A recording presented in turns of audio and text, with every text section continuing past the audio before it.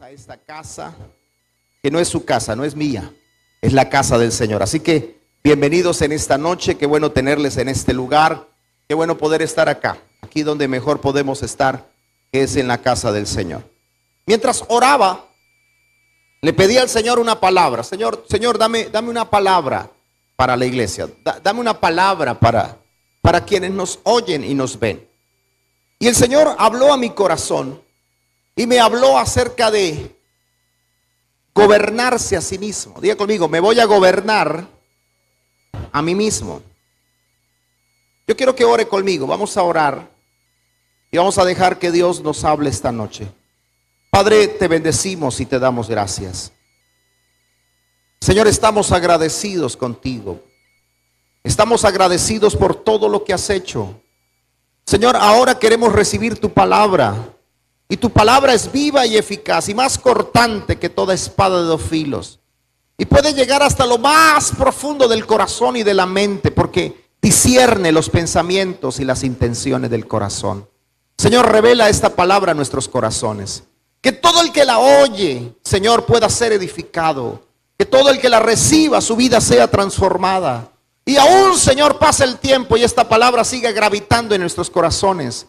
Padre, yo te pido que mientras tu palabra es predicada, tú libertes al cautivo, tú sanes al enfermo y traigas vida y vida en abundancia en el nombre de Jesús. Amén y amén. ¿Puede aplaudir al Señor? Vamos, dale el mejor aplauso que tenga a Dios esta noche. Aleluya. Bien, mis amados, la Biblia dice que fuimos creados por Dios para gobernar. Eso está en Génesis capítulo 1, verso 27. Dice así la palabra del Señor. Así que Dios creó a los seres humanos a su propia imagen. A imagen de Dios los creó. Los creó hombre y mujer. ¿Qué creó Dios? Hombre y mujer. Verso 28. Luego Dios los bendijo con las siguientes palabras. Sean fructíferos y multiplíquense. Llenen la tierra y gobiernen sobre ella, y reinen sobre los peces del mar, las aves del cielo y sobre todos los animales que corren por el suelo. Fíjese que en esta versión aparece la palabra gobiernen. Gobiernen o ejerzan gobierno. Fueron las palabras que el Señor le dio a Adán y Eva, especialmente a Adán. Le dijo, gobiernen sobre todo lo creado. Ahora, aunque naturalmente el ser humano tiene autoridad sobre todo lo creado. Mire, los seres humanos gobernamos todos los animales de la tierra. Los leones, las fieras, no importa si es grande o pequeño. El ser humano ejerce gobierno sobre todo lo creado. Ejerce gobierno sobre todas las plantas. Ejerce gobierno sobre el cielo y la tierra. Hemos podido llegar hasta la profundidad del mar. Pero el problema es que el ser humano espiritualmente perdió todo derecho de gobernar. O sea, aunque en lo natural el ser humano ejerce gobierno, en lo espiritual el ser humano no tiene autoridad. Voy a repetir eso, escúchelo de nuevo. Aunque naturalmente los seres humanos tenemos autoridad o ejercemos autoridad sobre todo lo que vemos, espiritualmente el hombre perdió esa autoridad que Dios le dio. Y usted dirá, ¿por qué, pastor? En primer lugar, porque el hombre dejó de sujetarse a Dios como autoridad, como máxima autoridad. En la Reina Valera aparece una palabra en ese texto y es la palabra sojuzgar. Y sojuzgar significa gobernar bajo una autoridad. O sea, quiere decir que toda persona que está en autoridad tiene que estar sujeta a otra autoridad. De lo contrario, su propia autoridad se vuelve ilegal. O sea, por ejemplo, si un predicador, un pastor, levanta un ministerio, levanta una iglesia, pero él no está sujeto a una autoridad, aunque él está ejerciendo autoridad, su autoridad es ilegal. Por eso no pueden haber personas sin cobertura espiritual, porque la cobertura no es un nombre, la cobertura es una persona a quien yo reconozco como autoridad. Ahora yo quiero preguntarle algo. ¿Usted a quién reconoce como autoridad de su vida? Y cuando yo hablo de autoridad me refiero a que usted y yo le prestamos atención a lo que esa persona dice. Mire, si yo no me sujeto a nadie, por ejemplo, si los hijos no se sujetan a sus padres, están en rebeldía delante de Dios. Puede ser muy próspero, pero delante de Dios están descalificados. Y eso aplica para todo. Yo tengo que estar sujeto. Entonces, cuando el hombre dejó de sujetarse a Dios y de reconocer a Dios como su máxima autoridad, ¿qué ocurrió? El hombre perdió la autoridad espiritual. Ahora, ¿cuál fue la consecuencia? Que ahora, en lugar del ser humano ejercer gobierno, algo ejerce gobierno sobre muchas personas. Por eso es que usted encuentra muchas personas esclavas de algo. Hay personas que son esclavas del dinero.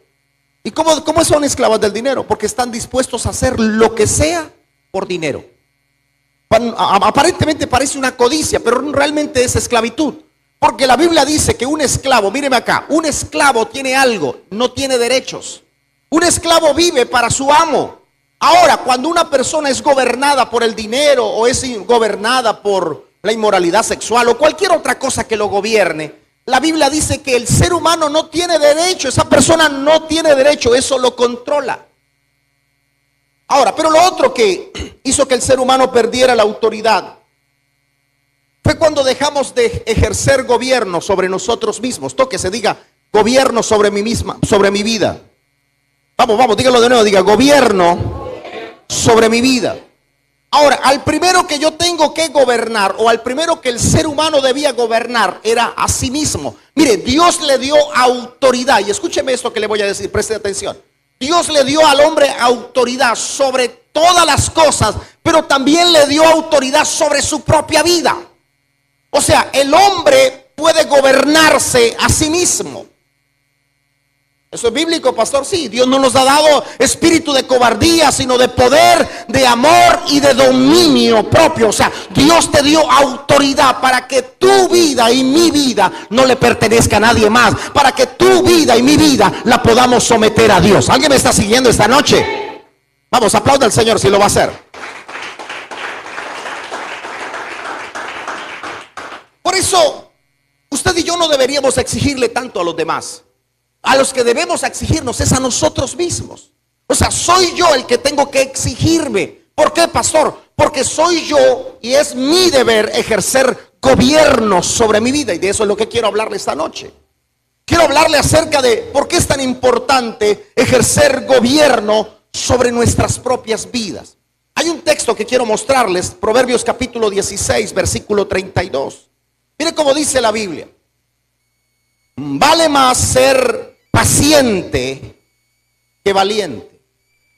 Vale más dominarse uno mismo que dominar a los demás. Léalo usted conmigo, vamos, a la cuenta de 3. 1, 2 y 3. Vale más ser paciente que valiente.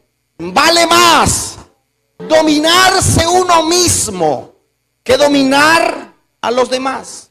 O sea, para el Señor es más importante la paciencia y el dominio propio, que una persona ejerza o tenga paciencia. Ahora, ¿qué es la paciencia? Dominio, es control, es saber esperar, en otras definiciones. Pero dominio propio es gobierno. O sea, lo que está diciendo el texto es, al Señor le interesa más que usted y yo ganemos paciencia y ganemos dominio propio, a que seamos personas fuertes o llenas de talentos o de habilidades. Mire, las habilidades del ser humano no impresionan a Dios. Por al fin y al cabo Dios nos dio los talentos y habilidades que tenemos. Entonces, ¿qué es importante para Dios? Para Dios es importante que usted sea el dueño de su propia vida. Lo que se diga, dueño de mi propia vida. Por eso todo el que quiera liderar a otros, escúcheme los líderes, todo el que quiera liderar a otro, usted debe liderarse a sí mismo. O sea, usted debe ejercer gobierno sobre usted para que usted y yo podamos ejercer gobierno sobre alguien más. El problema es que se ha levantado una serie de líderes exigentes para los demás, demandantes para los demás, pero ellos mismos no son exigentes. La Biblia dice que eso pasaba con los fariseos. Los fariseos le colocaban cargas pesadas a la gente que ellos no querían mover con un solo dedo, o que no querían mover. O sea, lo que quiero decir con esto es que si yo quiero ejercer un buen liderazgo aprobado por delante de Dios, el primero que tiene que ejercer gobierno sobre la vida es uno mismo. Y ahí sí esa autoridad es legal. La Biblia dice que cuando Jesús hablaba, no hablaba como los demás, o sea, los que ponían reglas y ponían normas. Hay iglesias llenas de normas, hay iglesias llenas de reglas, que hay reglas para todo. Y el problema es que muchos de sus líderes no guardan ni la mitad de esas reglas. Las reglas solamente es para las personas. A veces en muchas iglesias las reglas es solo para las mujeres. Son iglesias machistas. Porque todas las reglas es en contra de las mujeres. ¿Y cuántos creen que las mujeres son bendecidas por el Señor? Y en esas iglesias las estigmatizan todo el tiempo. Pero sus líderes no se someten a esas reglas, porque las reglas son para los demás, no para ellos. Pero eso no es bíblico. A Dios le interesa más nuestro ser que nuestro hacer. O sea, Dios está más interesado en lo que nosotros somos que en lo que nosotros hacemos. Por eso, si hay algo que Dios quiere, es que tú y yo ejerzamos gobierno sobre nuestras vidas. Tóquese otra vez, diga, voy a gobernar. Vamos allá atrás, diga, voy a gobernar mi propia vida. Mire, hay personas que tienen muchos talentos, que tienen habilidades. ¿Sabe cuál es el problema? Que las falencias de su carácter opacan esos talentos y opacan esas habilidades. La historia habla, por ejemplo, de Alejandro Magno. Alejandro Magno fue un tremendo conquistador. Fue un hombre que se enfocó, siendo muy joven, se enfocó en conquistar naciones y reinos. Pero Alejandro Magno tenía un problema, no era dueño de sí mismo, porque la ira controlaba su vida. Cada vez que este hombre se enojaba, cometía locuras. Y la Biblia dice, el que se enoja fácilmente comete locuras. La historia dice que un día Alejandro Magno, en un momento de ira, mató a su mejor amigo. Y ahí comenzó a desquebrajarse todo su imperio. Ahora, yo quiero decirle algo. Si nosotros no ejercemos gobierno sobre nuestras vidas, algo nos va a gobernar. La pregunta es, ¿qué gobierna su vida en este momento? ¿Qué es lo que lo controla? A algunos los controla la ira, a otros los controla la depresión, a otros los controlan los celos, a otros los controla el orgullo, a otros los controla, no sé. Ahora, el punto ¿cuál es? Que yo no puedo entregarle ese derecho que Dios me dio para gobernarme a mí mismo. O sea, es como Dios hizo esto. Dios me entregó las escrituras de mi vida para que esas escrituras yo someta mi vida a Él. Otra vez, o sea, Dios me entregó libertad, me dio libertad para que yo con esa libertad lo busque y lo adore a Él. Pero el problema es que la gente con esa autoridad se la entregó al dinero o se la entregó a cualquier otra cosa, y entonces son personas pero no son libres. Ahora, quien no gobierna su vida será controlado por las circunstancias o los eventos que ocurran. Mire, cuando usted y yo no ejercemos gobierno sobre nuestras vidas, entonces las circunstancias nos van a controlar. Por ejemplo, la Biblia dice que Pedro era un hombre que caminaba con el Señor. Pero un día Pedro, como no ejercía gobierno sobre su propia vida, y ya era cristiano porque caminaba con Cristo, pero no ejercía gobierno sobre su vida. Y un día Pedro, cuando dice la Biblia que vinieron a llevarse preso a Jesús, dice la Biblia que sacó una espada y le cortó la oreja a Malco. Ahora, en ese momento las circunstancias controlaron la vida de Pedro. ¿Por qué? Porque Pedro no ejercía gobierno sobre su vida. Mire, cuando usted no ejerce gobierno sobre su vida, va a venir una situación difícil y lo va a sacar del evangelio. Va a venir una situación difícil y usted va a decir, me voy del hogar. Va a venir una situación difícil y entonces usted va a tirar todo por la borda. Por eso es que yo tengo que ejercer gobierno sobre mi vida. ¿Para qué? Para que las circunstancias adversas no controlen mi vida. Me llama la atención que cuando Jesús estaba en la barca, había una tormenta. Dice la Biblia que había una tormenta. Ahora, ¿qué estaba haciendo Jesús? Durmiendo. ¿Pero qué estaban haciendo los discípulos? Dice que estaban angustiados. Yo siempre me pregunto, ¿y por qué Jesús dormía? Bueno, realmente yo pienso que no dormía. Porque ¿quién va a dormir así? En una ocasión estuve en una lancha. Iba viajando desde Buenaventura hacia una isla como a 2-3 horas. Y nos quedamos varados a mitad del mar. Lo bueno, cuando usted se vara en una carretera, usted se puede bajar. Lo malo es que en medio del mar usted no se puede bajar. Y quedamos a la deriva, el motor de la lancha no prendía. Y comenzó a haber una ola y las olas comenzaban a mover esa barca. Y dijo el que manejaba la lancha, dijo, estén tranquilos. ¿Cómo se estaba uno tranquilo? Jesús no dormía. Jesús estaba, yo me imagino que estaba ahí recostado. ¿Pero por qué? ¿Por qué estaba tan tranquilo? Primero, había gobierno en él. Él sabía que la barca nunca se iba a hundir, porque Dios estaba con él. Yo dije que la barca nunca se va a hundir porque Dios está con él. Alguien tiene que creer eso esta mañana, esta noche.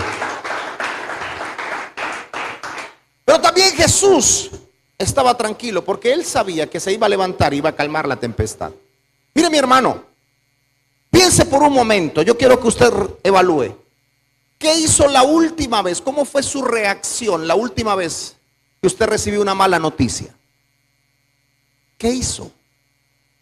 ¿Cuál fue su reacción? El problema es que muchas personas, su vida se ha vuelto reactiva y no proactiva. ¿Cómo es eso, pastor? O sea, simplemente responden a la circunstancia y generalmente responden mal. Entonces, alguien los critica, entonces en lugar de aprovechar la crítica para crecer, se sepultan, se hacen una tumba. ¿Y por qué están en la tumba? No, porque alguien me criticó, alguien me dijo que yo no sabía hacer las cosas, entonces no lo vuelvo a hacer. Eso se llama reactivo. Ahora, cuando usted ejerce gobierno sobre su vida y alguien te critica, usted agarra la crítica, la examina, saca lo mejor de la crítica y dice, no, ahora es que voy a salir, ahora es que voy a hacer las cosas mejor, ahora es que me van a ver surgir, ahora es que voy a comenzar a hacer las cosas mejor. O sea, si yo no ejerzo dominio sobre mi vida, algo me va a controlar.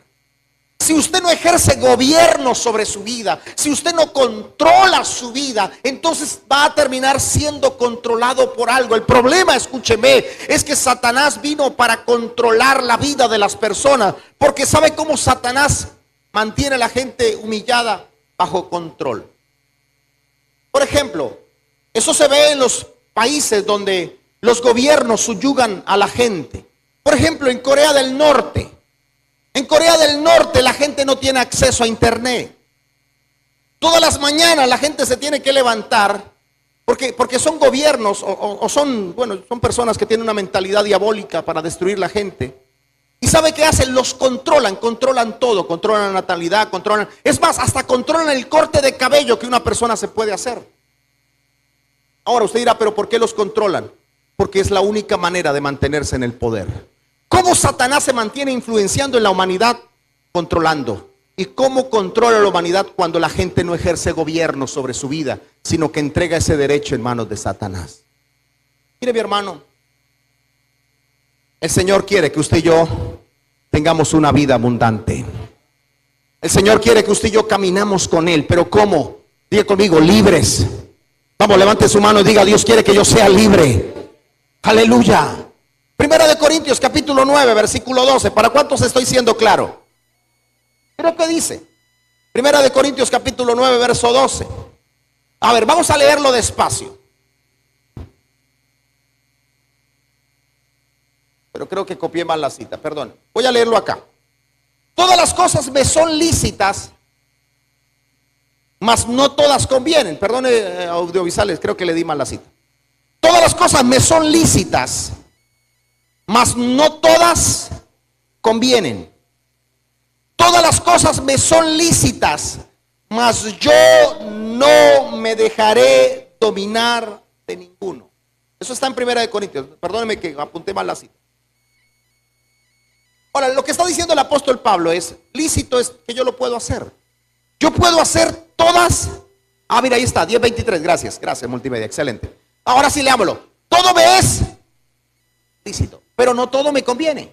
Todo me es lícito, pero no todo me edifica. Otra versión dice, yo no me dejaré dominar. Ahora, yo quiero decirle algo. Mire, todos tenemos una batalla diaria en nuestra vida, donde se enfrenta lo que debemos hacer con lo que pensamos y sentimos. ¿No le ha pasado a usted, por ejemplo, los que madrugan a trabajar, que suena la alarma y usted se despierta y sabe que tiene que levantarse para ir a trabajar o a estudiar? Eso es lo que usted tiene que hacer.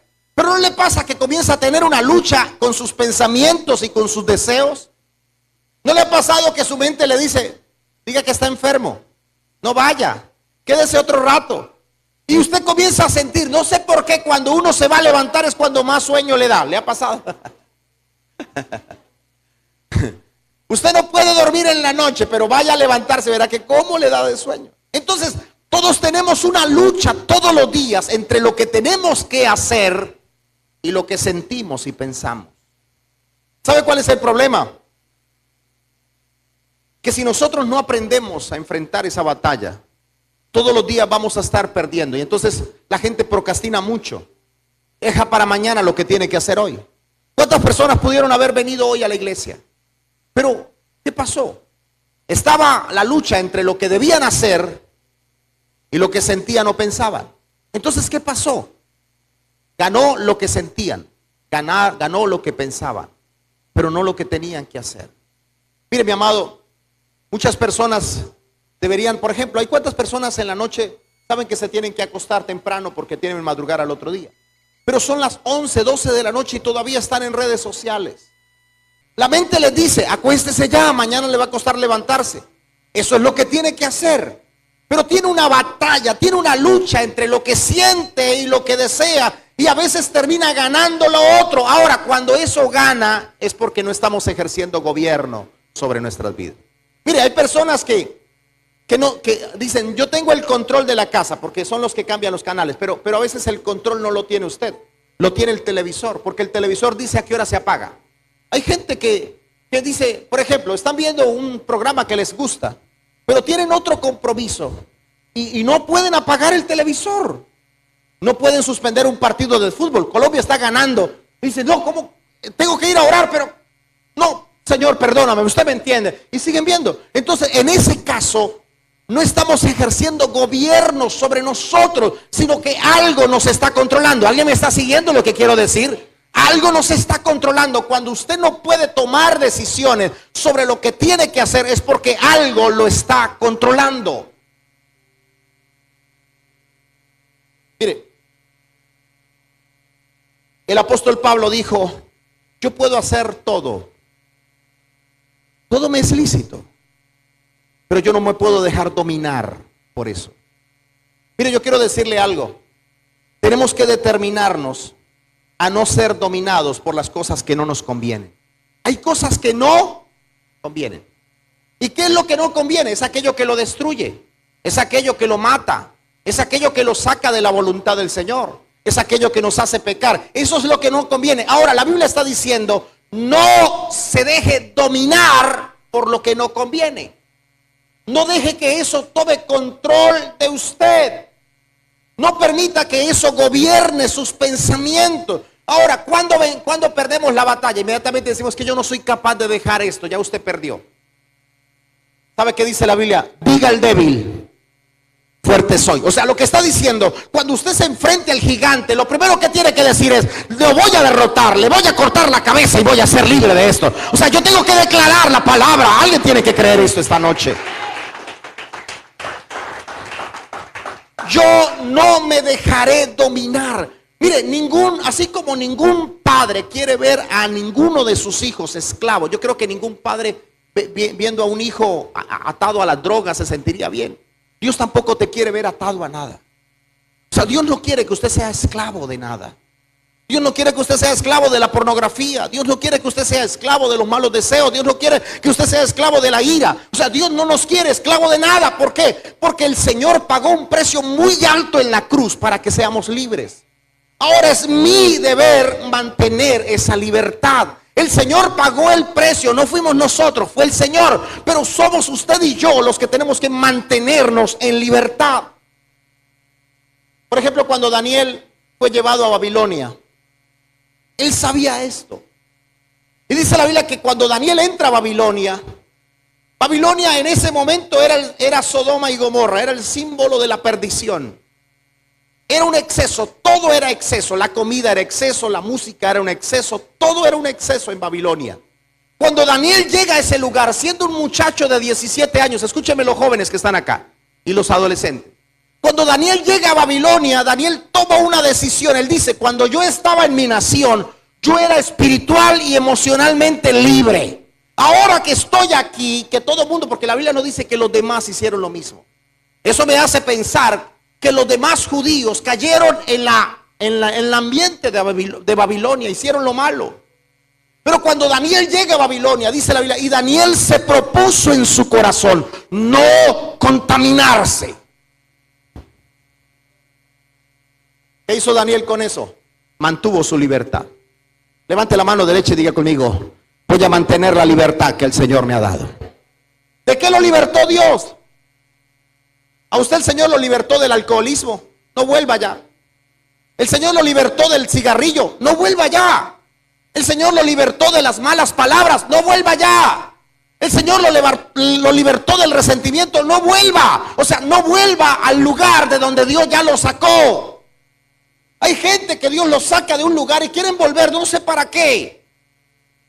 Yo le dije la vez pasada, cuando alguien le pregunte de su pasado, diga: ya yo no vivo allá. Yo le pregunto y usted responde. Alguien te pregunta de tu pasado, ¿qué vas a responder? Ya yo no vivo allá. Por eso no vuelva. Dios lo libertó a usted de algo, no vuelva. Me reconcilié con mi pasado.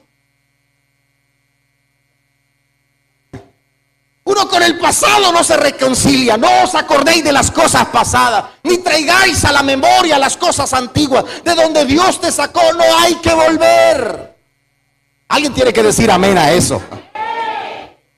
Mire, así como cuando a su casa llega una plaga, cuando usted identifique algo en su vida que lo está controlando, no descanse hasta no erradicarlo. ¿Hay algo que lo esté controlando en este momento?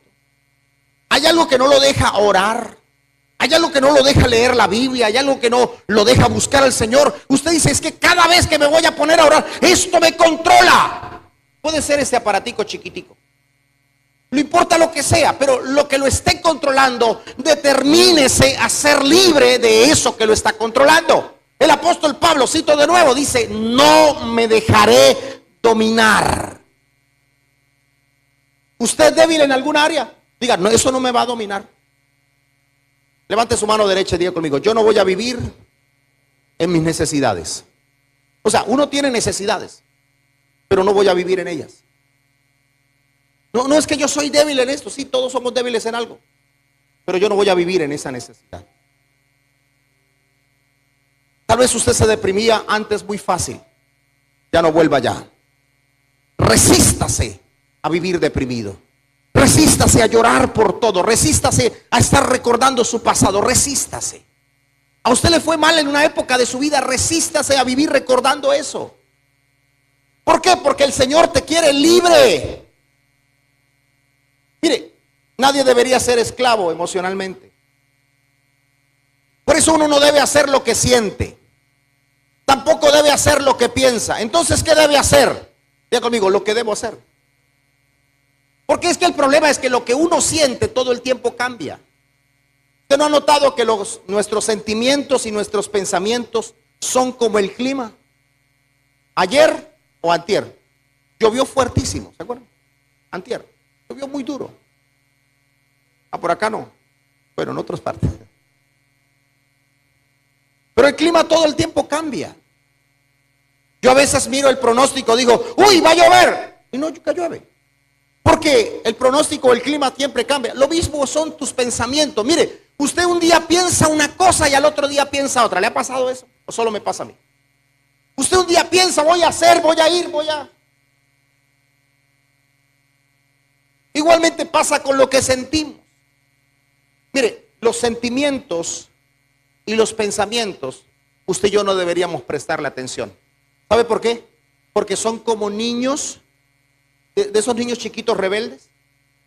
Yo creo que ningún padre sensato, ninguna madre sensata se pone a discutir con un niño de 3 años. Usted lo deja llorar. Porque a veces yo he escuchado niños a veces diciéndole a la mamá: usted no me quiere. Yo creo que ninguna madre sensata se va a decir: mi niño no me quiere. Usted no le presta atención a eso. ¿Por qué? Porque es un niño. No le preste atención a sus pensamientos. Especialmente esos pensamientos que le hacen pensar que usted no sirve para nada. Especialmente esos pensamientos que le hacen creer que las cosas nunca van a mejorar. Especialmente esos pensamientos que le hacen, que vienen de parte del enemigo y le dicen que Dios no te ama, que Dios no te quiere escuchar, que Dios no te quiere volver a ver en la iglesia, que usted pecó y entonces ya está destituido de la gloria de Dios. No le preste atención a esos pensamientos. Tampoco préstele atención a lo que siente. Lo que yo le decía del sueño. Usted se despierta y le da más sueño. Pero cuando usted reacciona y se levanta de la cama, el sueño se fue. Esta mañana todavía estaba oscuro y me desperté antes de la alarma. Yo dije, le gané a la alarma. Cuando me quise parar, mi alma me dijo, duerme otro ratico. ¿Para qué se va a parar? ¿Acaso es que si usted deja de orar hoy, ya por eso? No. Entonces mi alma, que está conectada con lo que siento y con lo que pienso, siempre me va a querer desenfocar. Yo le dije a mi alma, siga durmiendo, tranquila, yo me voy a dormir. No, es una forma de decir. Lo que quiero decir con esto es que uno no debe hacer lo que piensa, tampoco debe hacer lo que siente. Debo hacer lo que debo hacer, aunque no tenga razones para hacerlo, aunque no tenga ideas para hacerlo. Mire, el problema es que hay muchas personas sometieron su vida espiritual a lo que sienten. Eso fue lo que dijo el salmista. Salmo capítulo 103, versículo 1.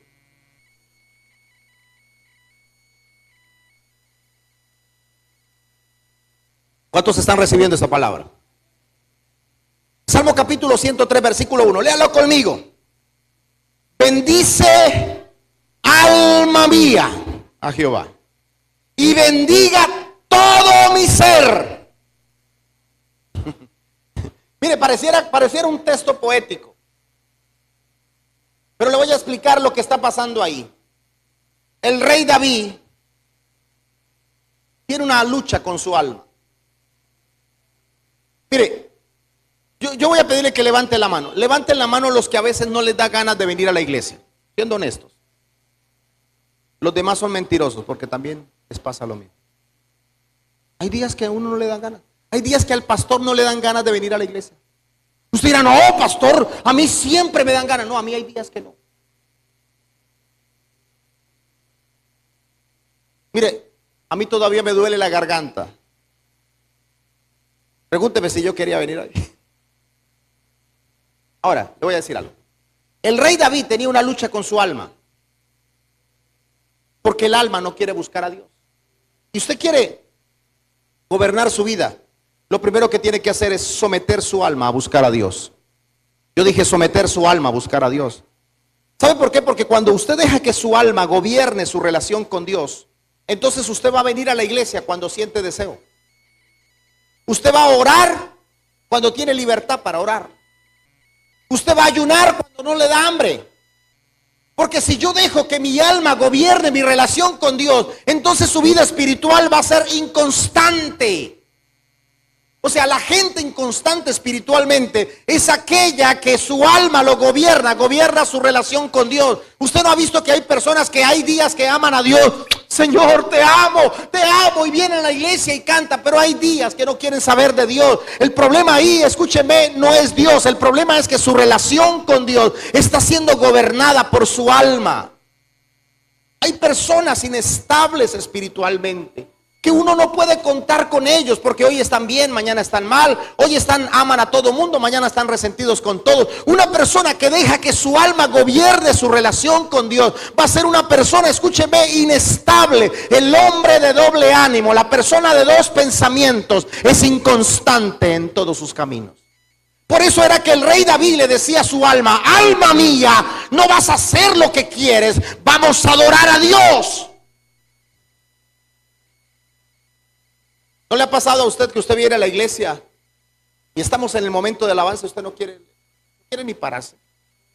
Pero ahí es cuando usted se tiene que levantar sus manos. Dice una canción, levanto mis manos aunque tenga 10,000 problemas. Levanto mis manos y voy a cantarle al Señor aunque tenga muchas dificultades. Pero sabía que hay personas que en medio de la adoración, bueno, yo me siento aquí adelante, yo no lo vi a usted adorar. Pero hay personas que cuando vienen a la iglesia, vienen así. Y el director dice, pónganse de pie. ¿Sabe quién está ejerciendo gobierno ahí? Su alma. Y el salmista, como si le estuviera hablando a otra persona, le dice a su alma, alma, vamos a adorar a Dios. Y su alma gritaba, no, estoy cansado del trabajo, todo el día caminé, no importa, pero vamos a adorar a Dios.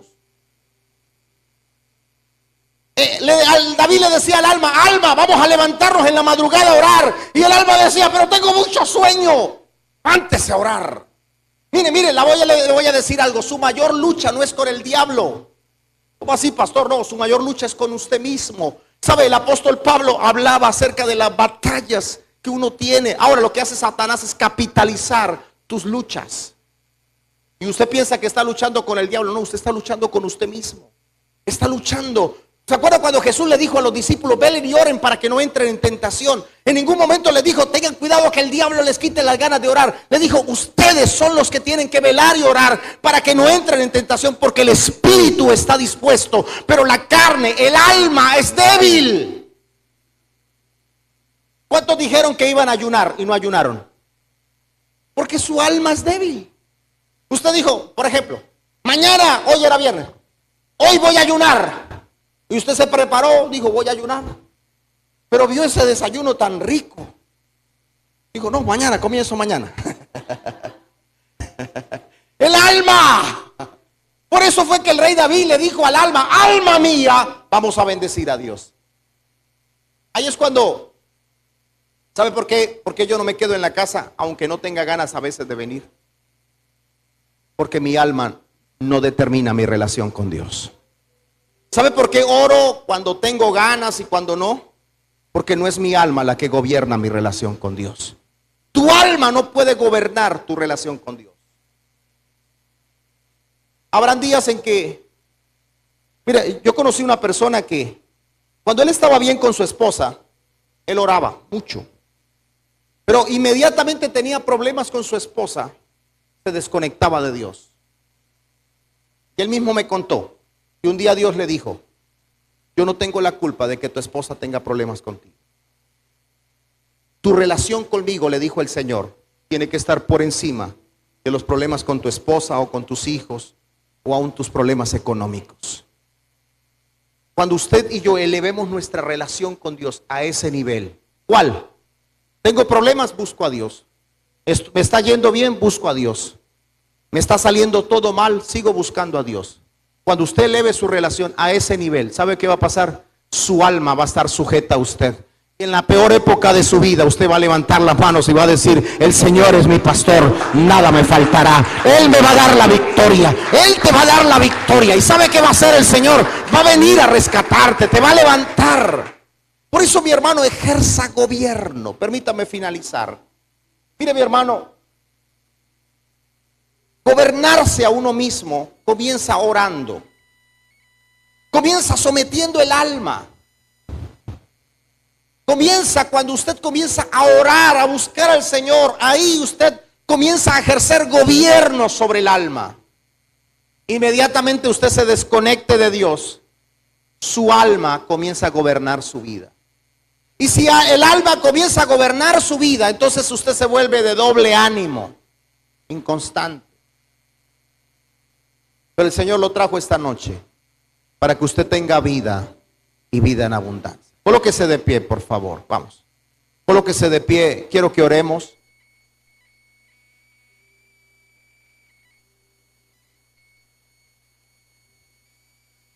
Dígale esta noche al Señor: Señor, Señor, te necesito. Vamos. Vamos, dígale: Señor, te necesito.